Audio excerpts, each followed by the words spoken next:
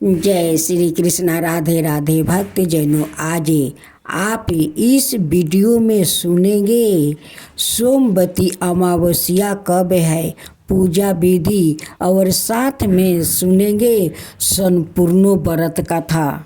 तो आज आप जाने सोमवती अमावस्या कब है।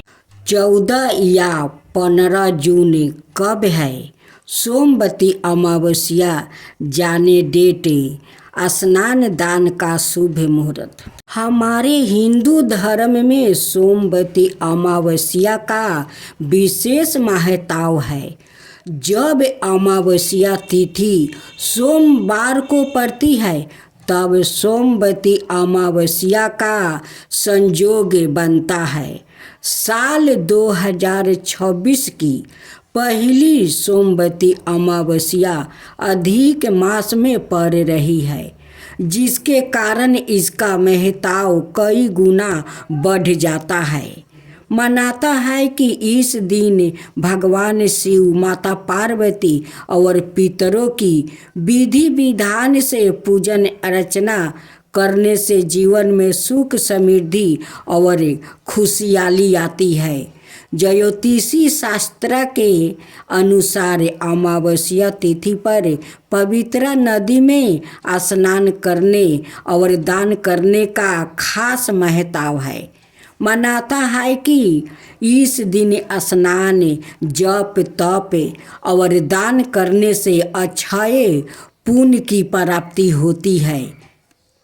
सोमवती अमावस्या 2026 कब है। पंचांग के अनुसार अधिक मास के कृष्णा पक्ष की अमावस्या तिथि 14 जून 2026 रविवार को दोपहर 12:20 पर शुरू होगी और समाप्त 15 जून 2026 सोमवार को सुबह 8:24 तक रहेगी। उदय तिथि मनाए होने के कारण सोमवती अमावस्या का व्रत 15 जून 2026 को रखा जाएगा। पितृ कार्य के लिए 14 जून का दिन उत्तम रहने वाला है। अब श्रवण करें सोमवती अमावस्या की व्रत कथा। सोमवती अमावस्या से संबंधित अनेक कथाएं प्रचलित है। परंपरा है कि सोमवती अमावस्या के दिन इन कथाओं को विधि पूर्वक सुना जाता है। एक गरीब ब्राह्मण परिवार था, जिसके पति पत्नी के अलावा एक पुत्री भी थी। पुत्री धीरे धीरे बड़ी होने लगी। उस लड़की में समय के साथ सभी स्त्रियों चित्त गुणों का विकास हो रहा था। लड़की सुंदर और संस्कार वरण और गुणवान भी थी, लेकिन गरीब होने के कारण उसका विवाह नहीं हो पा रहा था। एक दिन ब्राह्मण के घर एक साधु पधारे, जो कि कन्या के सेवा भाव से काफ़ी प्रसन्न हो गया था। कन्या को लंबी आयु का आशीर्वाद देते हुए साधु ने कहा कि कन्या के हथेली में विवाह योग रेखा नहीं है। ब्राह्मण चंपित ने साधु से उपाय पूछा कि कन्या ऐसा क्या करे कि उसके हाथ में विवाह योग बन जाए। साधु ने कुछ देर विचार करने के बाद अपनी अंतरिक्ष से ध्यान करके बताया कि कुछ दूरी पर एक गांव में सोना नाम की धोबी अपने बेटे और बहू के साथ रहती है, जो कि बहुत ही आचार विचार और संस्कार संपन्न और पतिपरायण है। यदि यह कन्या उसकी सेवा करे तो और वह महिला इसकी शादी में अपने मांग का सिंदूर लगा दे तो उसके बाद इस कन्या का विवाह हो सकता है। इस कन्या का विधवा योग मिट सकता है। साधु ने यह भी बताया कि वह महिला कहीं आती जाती नहीं है। यह बात सुनकर ब्राह्मणी ने अपनी बेटी से धोबिन की सेवा करने की वो बात कही। कन्या सुबह ही उठकर सोना धोबिन के घर जाकर साफ सफाई और अनाय सारे काम करने लगी। काम खत्म होने के बाद अपने घर वापस आ जाती थी। सोना धोबिन अपनी बहू से पूछती है कि तुम तो सुबह सुबह उठकर सारे काम कर लेती हो अकेले और पता भी नहीं चलता। बहू ने कहा कि माँ जी, मैं तो सोचा कि आप ही सुबह उठकर सारे काम खुद ही खत्म कर लेती है। मैं तो देर से उठती हूँ। इस पर दोनों सास बहू निगरानी करने लगी कि कौन है जो आकर ही घर का सारा काम करके वो चला जाता है।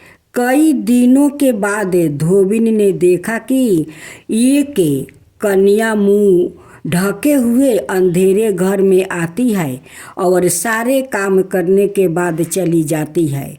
जब वह जाने लगी तो सोना धोबिन उसके पैरों पर गिर पड़ी। पूछने लगी कि आप कौन है और इस तरह छुप कर मेरे घर की सारे काम कर लेती है और चली जाती है। तब कन्या ने साधु द्वारा कही गई सारी बात बताई। सोना धोबिन पति परायण थी, उसमें तेज था, वह तैयार हो गई। सोना धोबिन के पति थोड़ा अवस्था थे। उसमें अपनी बहू से अपने लौटे आने तक घर पर ही रहने को कही। सोना धोबिन ने जैसे ही अपने मांग का सिंदूर कन्या का मांग में लगा दिया, उसके पति मर गया। उसे इस बात का पता चल गया कि वह घर से निर्जला ही चली थी। यह सोच कर कि रास्ते में कहीं पीपल का पेड़ मिलेगा तो उसे भौंरी देकर और उसकी परिक्रमा करके ही जल ग्रहण करेगी। उस दिन सोमवती अमावस्या थी। ब्राह्मण के घर मिले पूरे पकवान की जगह उसे ईंट के टुकड़ों से 108 बार भौंरी देकर 108 बार पीपल के पेड़ की परिक्रमा की और उसके बाद जल ग्रहण किया। ऐसे करते ही उसके पति के मुर्दा शरीर में कंपन होने लगा। इसके बाद वो सुखी जीवन वो जीने लगी। सोमवार का दिन होने के कारण शिवलिंग का भी अभिषेक करें और ओम नमः शिवाय मंत्र का निरंतर जाप करते रहे। इस बीच मंत्र से भोलेनाथ शीघ्र ही प्रसन्न हो जाते हैं और साधक की सभी मनोकामना पूर्ण कर देते हैं। इसके साथ साथ पितरों की चालीसा आदि का पाठ करें। अब काली माता की आरती। जय जय जय काली माँ, जय जय जय महाकाली, जय जय जय काली माँ, जय जय जय महाकाली। दुख हरने वाली, सुखी की देने वाली, दुख हरने वाली, सुखी की देने वाली। शुभ न शुभ को तूने मारा, चंड मुंड के अंत सहारा। काली रूप है तेज तुम्हारा, काली रूप है तेज तुम्हारा।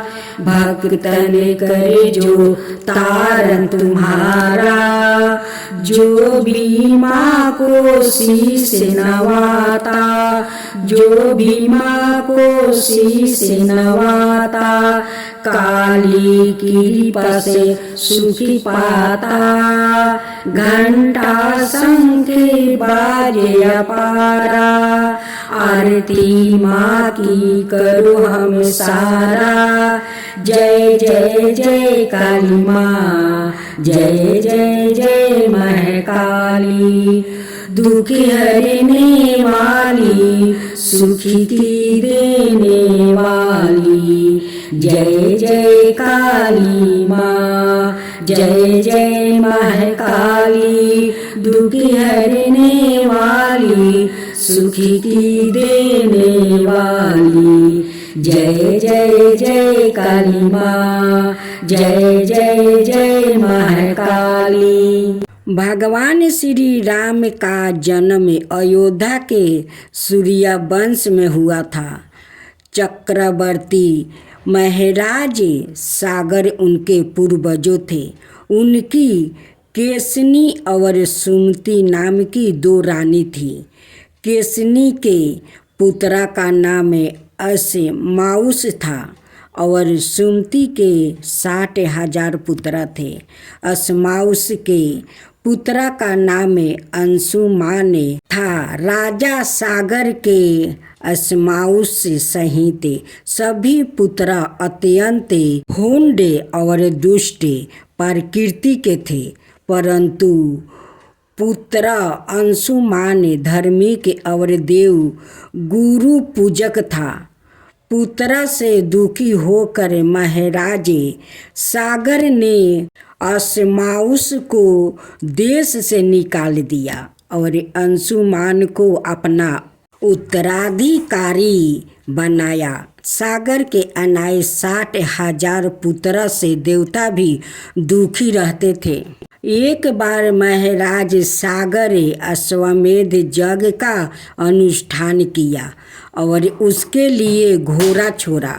इंद्र ने अश्वमेध यज्ञ के उस घोड़ों को चुराकर पाताल लोक में ले जाकर कपिल मुनि के आश्रम में बांध दिया, परंतु ध्यानवस्थित मुनि इस बात को जान ना सके। सागर के 60,000 हंकारी पुत्र ने पृथ्वी का कोने कोने छान मारा, परंतु वो घोड़ा को ना पा सके।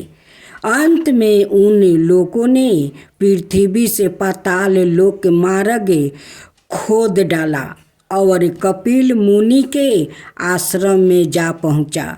वहाँ घोड़ा बांधा देखकर क्रोधित हो शस्त्र उठाकर कपिल मुनि को मारने दौड़ा। तपस्या में बाधा पड़ने पर मुनि ने अपनी आंखें खोली। उनके तेज से सागर के 60,000 हुंड पुत्र तत्काल भस्म हो गया। गरुड़ के द्वारा इस घटना की जानकारी मिलने पर अंशुमान कपिल मुनि के आश्रम में आए और उनकी स्तुति की। कपिल मुनि उनके विनय से प्रसन्न होकर बोले, अंशुमान, घोड़ा ले जाओ और अपने पिता माह का यज्ञ पूरा करवाओ। यह सागर पुत्र हुंड हंकारी और अधर्मी थे। इनकी मुक्ति तभी हो सकती है जब गंगा जल से इनकी राख का स्पर्श हो। अंशुमान ने घोड़ा ले जाकर अपने पीताम्बा महाराज सागर का यज्ञ पूरा करवाया। महाराज सागर के बाद अंशुमान राजा बने, परंतु उन्हें अपने चाचाओं की मुक्ति की चिंता बनी रही। कुछ समय बाद अपने पुत्र दिलीप को राज्य का कार्यभार सौंप कर वो वन में चला गया और गंगा जी को सौरन से पृथ्वी पर लाने के लिए तपस्या करने लगा और तपस्या में ही उनका शरीर अंत भी हो गया। महाराज दिलीप ने भी अपने पुत्र भगीरथ को राज्यभार देकर सवाए पिता के मार्ग का अनुसरण किया। उनका भी तपस्या में ही शरीर अंत हुआ, परंतु वो भी गंगा जी को पृथ्वी पर ना ला सके। महाराज दिलीप के बाद भगीरथ ने ब्रह्मा जी की घोर तपस्या की। अंत में 3 पीढ़ियों की इस तपस्या से प्रसन्न हो पीताम्बा ब्रह्मा ने भगीरथ को दर्शन देकर वर मांगने को कहा। भगीरथ ने कहा, हे पीताम्बा, मेरे 60,000 पूर्वजों कपिल मुनि के श्राप से वो भस्म हो गया है। उनकी मुक्ति के लिए आप गंगा जी को पृथ्वी पर भेजने की कृपा करें। ब्रह्मा जी ने कहा, मैं गंगा जी को पृथ्वी लोक पर भेजा तो अवश्य दुर्गा, परंतु उनके वेग को कौन रोकेगा? इसके लिए तुम्हें देवाधिदेव भगवान शंकर की आराधना करनी चाहिए। भगीरथ ने एक पैर पर खड़े होकर भगवान शंकर की आराधना शुरू कर दी। उनकी तपस्या से प्रसन्न होकर भगवान शिव ने गंगा जी को अपनी जटाओं में रोक लिया और उसमें से एक जटाओं को पृथ्वी की ओर वो छोड़ दिया। इस प्रकार गंगा जी पृथ्वी की ओर चल दी। अब आगे आगे राजा भगीरथ का रथ और पीछे पीछे गंगा जी थी। मार्ग में जाहू ऋषि का आश्रम पड़ा।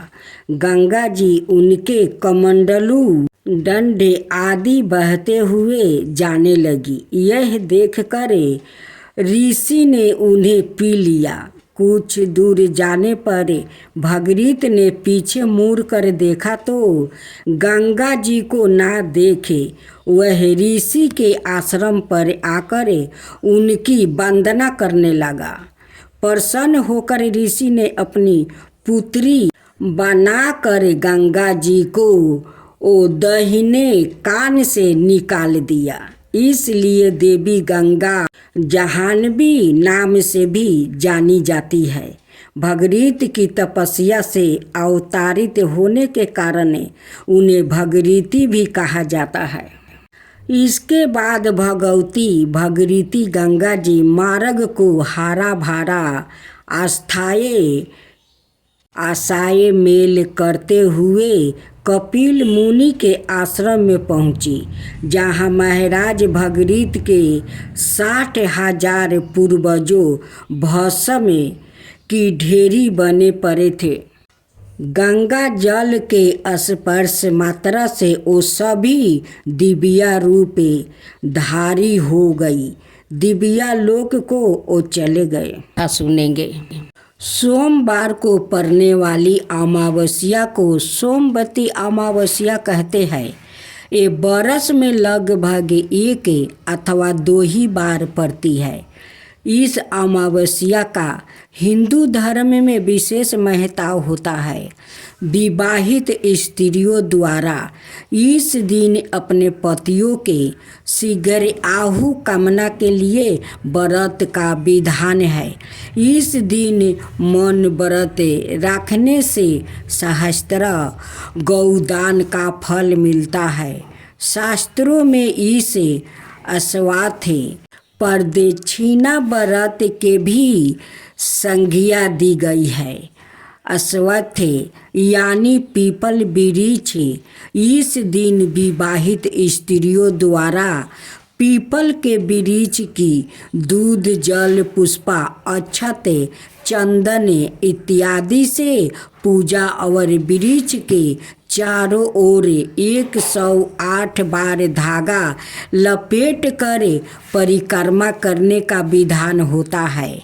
और कुछ अन्य परंपराओं में भौंरी देने का भी विधान होता है। धान पान और खरी हल्दी को मिलाकर उसे विधान पूर्वक तुलसी के पेड़ को चढ़ाया जाता है। इस दिन पवित्र नदियों में स्नान का भी विशेष महत्व समझाया जाता है। कहा जाता है कि महाभारत में भीष्म ने युधिष्ठिर को इस दिन का महत्व समझाते हुए कहा था कि इस दिन पवित्र नदियों में स्नान करने वाला मनुष्य समृद्धि, स्वास्थ्य और सभी दुखों से मुक्ति होगा। ऐसा भी माना जाता है कि स्नान करने से पितरों की आत्माओं को शांति मिलती है।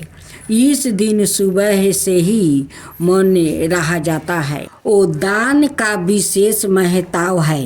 इस दिन पूजा करने से पितृ दोष दूर होता है, पूर्वजों को मोक्ष की प्राप्ति होती है। इस दिन पीपल वृक्ष की पूजा करना अति उत्तम माना गया है। माना जाता है कि पीपल के पेड़ में सभी देवों का वास होता है। अतः सोमवती अमावस्या के दिन से शुरू करके जो व्यक्ति हर अमावस्या के दिन भौरी परिक्रमा करना चाहिए, उसके सुख और सौभाग्य में वृद्धि होती है। जो हर अमावस्या को ना कर सके, वो सोमवार को पड़ने वाली अमावस्या के दिन 108 वस्तुओं की भौरी देकर सोना, धोबिन और गौरी गणेश की पूजा करता है, उसे अखंड सौभाग्य की प्राप्ति होती है। पीपल के वृक्ष पर शनिवार को प्रातःकाल 1 लोटा जल में काले तिल फूल डालकर चढ़ाने एवं संध्या काल के समय सरसों के तेल का दीपक जलाने से शिव चालीसा, हनुमान चालीसा, शनि चालीसा का पाठ करने से मनुष्य के सुख और समृद्धि की सभी बंद द्वारे धीरे धीरे सवाए ही खुलने लगते हैं। पीपल के पेड़ की परिक्रमा करने से जीवन में सुख और शांति आती है। पति को दीर्घ आयु प्राप्ति होती है। जीवन में आने वाली कठिनाई दूर हो जाती है। पीपल के पेड़ के पास जाए, वहाँ पास में ही तुलसी भी रखे, उस पर दूध, दही, रोली, चंदन, अक्षत, फूल, माला, हल्दी, काला तिल चढ़ाए। पान हल्दी की गांठ ओ धान को पान पर रख कर तुलसी को चढ़ाए। पीपल के पेड़ के चारों ओर 108 बार धागा लपेटते हुए परिक्रमा करे। इस दिन कुछ सामान के साथ भी परिक्रमा की जाती है, जैसे बिंदी, चूड़ी, मेहंदी, बिस्कुट आदि। आप कुछ भी सामान 108 लेकर 108 बार पीपल की परिक्रमा करें। फिर उस सामान को विवाहिता कन्याओं को बांट दे। घर में रुद्रा अभिषेक करवाए। पूरी, खीर, आलू की सब्जी बनाकर पहले पितरों को अर्पण करे, फिर खुद ग्रहण करे। कपड़े, अन्न, मिठाई का दान करे। सोमवती अमावस्या से जोड़ी एक कथा है। सोमवती अमावस्या से सभी आने वाले कथाएं प्रचलित है। परंपरा है कि सोमवती अमावस्या के दिन इन कथाओं को विधि पूर्वक सुना जाता है। एक गरीब ब्राह्मण परिवार था, जिसमें पति पत्नी के अलावा एक बेटी भी थी। बेटी धीरे धीरे बड़ी होने लगी। उस बेटी में समय के साथ सभी स्त्रियोचित गुणों का विकास हो रहा था। बेटी सुंदर, संस्कारवरण थी और गुणवान भी थी, लेकिन गरीब होने के कारण उसका विवाह नहीं हो पा रहा था। एक दिन ब्राह्मण के घर एक साधु महाराज आए, जो कि कन्या के सेवा भाव से वो काफ़ी प्रसन्न हो गए। कन्या को लंबी आयु का आशीर्वाद देते हुए साधु ने कहा कि कन्या के हथेली में विवाह योग रेखा नहीं है। ब्राह्मण देव ने साधु से उपाय पूछा कि कन्या ऐसा क्या करे कि उसके हाथ में विवाह योग बन जाए। साधु ने कुछ देर विचार करने के बाद अपनी अंतरिक्ष से ध्यान करके बताया कि कुछ दूरी पर एक गांव में सोना नाम की धोबिन अपने बेटा और पतोह के साथ रहती है, जो कि बहुत ही आचार विचार और संस्कार वाली थी। पति उनकी परायण था। यदि यह कन्या उसकी सेवा करे और वह महिला इसकी शादी में आकर अपने मांग का सिंदूर लगा देती है, तो उसके बाद इस कन्या का विधवा योग मिट सकता है। साधु ने यह भी बताया कि वह महिला कहीं आती जाती नहीं है। यह बात सुनकर ब्राह्मणी ने अपनी बेटी से धोबिन की सेवा करने की वो बात कही। ब्राह्मणी का बेटी सुबह ही उठकर सोना धोबिन के घर जाकर साफ सफाई अनाए सारे कार्य करके अपने घर वापस आ जाती थी। सोना धोबिन अपनी बहू से पूछती है कि तुम तो सुबह सुबह उठकर सारे काम कर लेती हो और पता भी नहीं चलता। बहू ने कहा कि सासू माँ, मैंने तो सोचा कि आप ही सुबह उठकर सारे काम खुद ही कर लेती हो। मैं तो देर से उठती हूँ। इस पर दोनों सास बहू निगरानी करने लगी कि कौन है जो अंधेरे ही घर का सारा काम करके वो चली जाती है। कई दिनों के बाद धोबिन ने देखी कि एक कन्या मुँह के अंधेरे में ढाक कर घर में आती है और सारे काम करने के बाद चली जाती है। जब वह जाने लगी तो सोना धोबिन उसके पैरों पर गिर पड़ी, पूछने लगी कि आप कौन है और इस तरह छुप कर मेरे घर की सारी काम क्यों करती है। तब कन्या ने साधु द्वारा कही गई सारी बात बता दिया। सोना धोबिन पति परायण थी, उसमें तेज था। वह तैयार हो गई। सोना धोबिन के पति थोड़ा अवस्था खराब था। उससे अपनी बहू से अपने लौट आने तक घर पर ही रहने को कही। सोना धोबिन ने जैसे ही अपने मांग का सिंदूर उस ब्राह्मण की बेटी का मांग में लगा दिया, उसके पति मर गया। उससे इस बात का पता चल गया था। वह घर से निर्जला ही वो चली थी, यह सोचकर कि रास्ते में कहीं पीपल का पेड़ मिलेगा तो उसे भौंरी देकर और उसकी परिक्रमा करके ही जल ग्रहण करेगी। उस दिन सोमवती अमावस्या थी। ब्राह्मण के घर मिले पुए पकवान की जगह उसने ईंट के टुकड़ों से 100 बार भौंरी देकर 100 बार पीपल के पेड़ की परिक्रमा की और उसके बाद जल ग्रहण किया। ऐसा करते ही उसके पति के मुर्दा शरीर में वो प्राण आने लगा। इसके बाद वो सुखी जीवन वो जीने लगी। अब काली माता की आरती।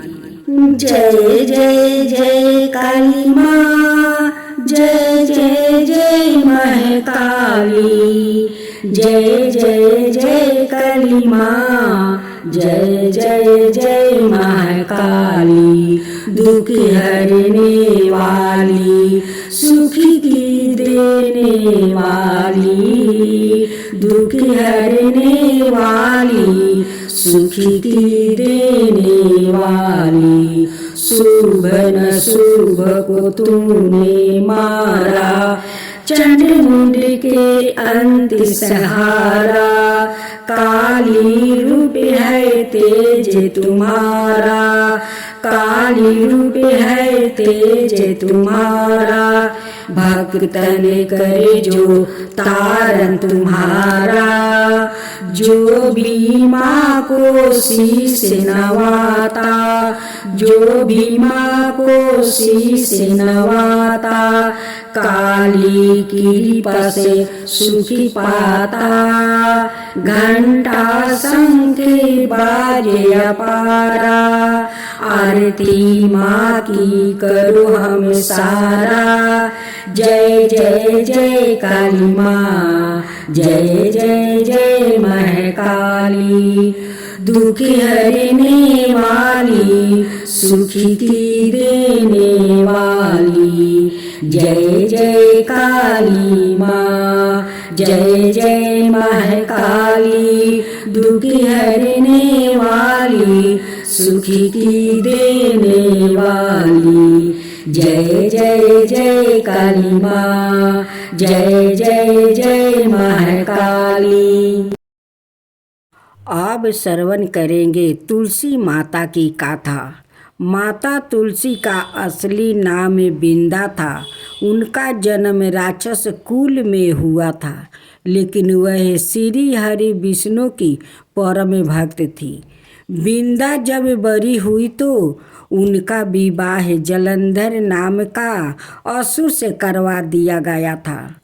बिंदा भगवान विष्णु की परम भक्त तो थी ही, साथ ही वह पतिव्रता स्त्री भी थी।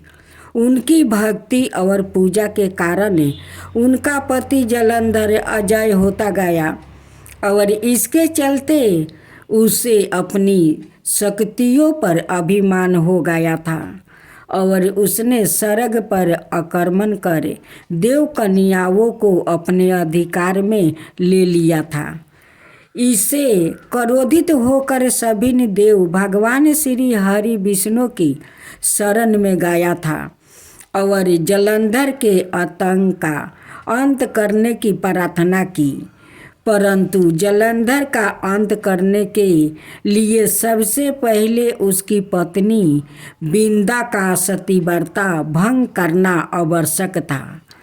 भगवान विष्णु ने अपनी माया से जलंधर का रूप धारण कर बिंदा के पतिव्रता धर्म को नष्ट कर दिया और इसके परिणाम स्वरूप जलंधर की शक्ति छीन हो गई और वह युद्ध में मारा गया। लेकिन जब बिंदा को श्री हरि के छल का पता चला तो उन्होंने भगवान विष्णु से कहती है, हे नाथ, मैंने आजीवन आपकी आराधना की है, आपने मेरे साथ ऐसा कृत्य कैसे किया? इस प्रश्न का कोई उत्तर श्री हरि नहीं दे पाया और तब बिंदा ने भगवान विष्णु से कहती है कि आपने मेरे साथ एक पाषाण की तरह व्यवहार किया है प्रभु। मैं आपको श्राप देती हूँ कि आप पाषाण बन जाए। यह कहते ही भगवान श्री हरि पत्थर समान हो गया और सृष्टि का संतुलन बिगड़ने लगा। तब देवताओं ने बिंदा से प्रार्थना की, हे बिंदा, वो अपना श्राप वह वापस ले लो। भगवान विष्णु भी बिंदा के साथ हुए छल से बहुत लज्जित थे और अंत में उन्होंने भगवान विष्णु को वो क्षमा कर दिया और भगवान विष्णु को श्राप से मुक्ति कर जलंधर के साथ सती हो गई। बिंदा की राख से एक पौधा निकला जिसे श्री हरि विष्णु ने तुलसी नाम दिया और वरदान दिया कि हे तुलसी, तुम्हारे बिना मैं किसी भी प्रसाद को ग्रहण नहीं करूँगा। मेरे शालिग्राम रूप से तुलसी का विवाह होगा और कालांतर में लोग इस तिथि को तुलसी विवाह करेंगे। इन्हें सुख और सौभाग्य की प्राप्ति होगी।